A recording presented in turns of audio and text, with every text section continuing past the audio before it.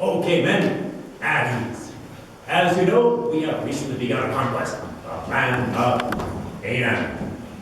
God has brought us this far, and I am confident He will see us through to the end.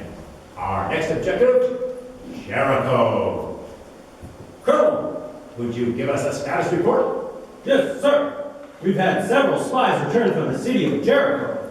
They've reported that the people are starting to get nervous because they've heard about some of our battles.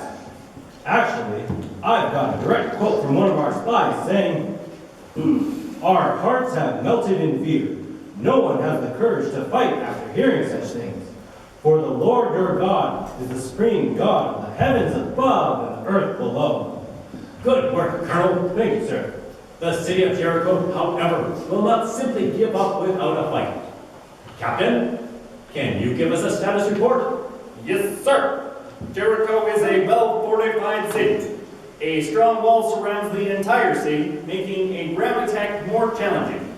And as you suggested, sir, they do not appear willing to surrender. As a matter of fact, Jericho has completely locked up its gates, and no one is being allowed in or out of the city. Thank you, Captain. It appears we are in for quite a battle. Gentlemen, what are your recommendations for the battle plan? Well, sir, our men are well rested and actually in good spirit because of the celebrations of Passover. You know, if I may suggest, sir, I think it's best we get right in there with a full frontal assault. Right in the belly of the beast. Agreed, sir. Our men are ready with battering rams to smash their city gates to pieces. We could call it Operation Wall of Thunder. Kapow! Indeed. But it seems that direct assault could prove costly. Those walls are strong and won't be easy to take down. Well, then we could use 2 battering rams.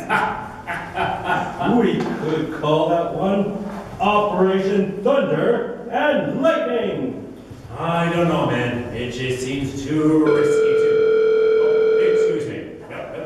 Yep. Just a moment. This is High Command. Yes. Excuse me, gentlemen. Yes, sir. This is General Joshua, sir. Excuse me, sir. Take off my shoes. Hold the ground, please. Oh, okay. Hold the line a minute, sir.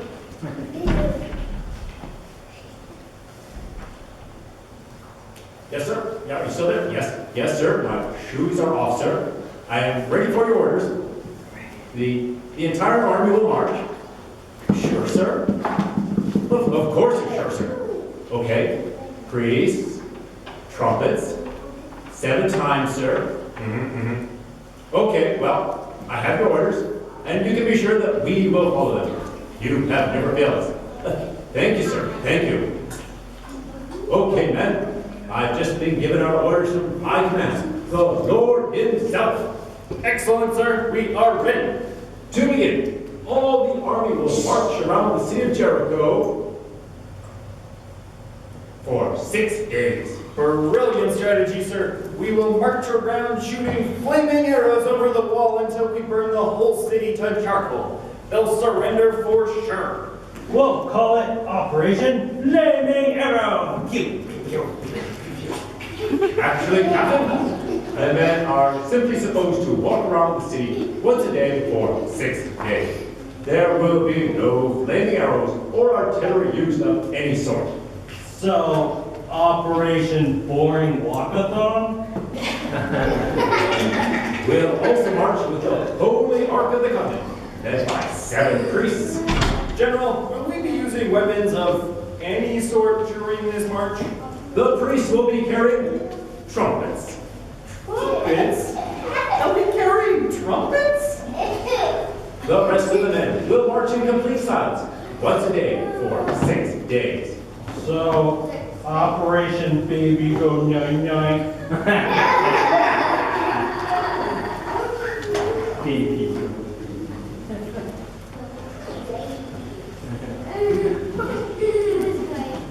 General, the Colonel has a great point. I don't see how this strategy is going to do anything but make our troops dizzy and disappointed. Captain, I understand your concern. I know this strategy is a little bit unusual, but it's what God has directed us to do. We will follow God. We'll have His power on our side. We must obey His orders. So, what happens after 6 days of marching around in circles? Well, on the 7th day, we'll march around the city of Jericho 7 times. And the priests will blow their trumpets, and I will command our men to scream the loudest scream, the loudest war cry you have heard. And then, and only then, the walls will collapse. Ooh, yeah, never talking that. We'll call it Operation Trumpets Trumps Walls.